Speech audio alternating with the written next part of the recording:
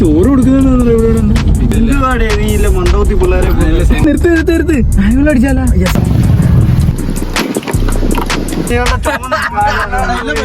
മീൻ പിടിക്കുന്നു. അവന്താ നോക്കിട്ട് വളയ്ക്കണോ അല്ലേ പോവാല്ലേ സമയമില്ല. അലിയ എന്തോ കഥയൊക്കെ പറയാന്ന് പറഞ്ഞിട്ട് അത് പറയാന്ന് പറഞ്ഞിട്ട് എന്തായി? അത് പറയാം.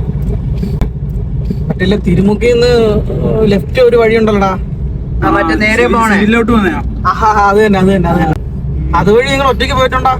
എന്തടിയാണോ പോയാ?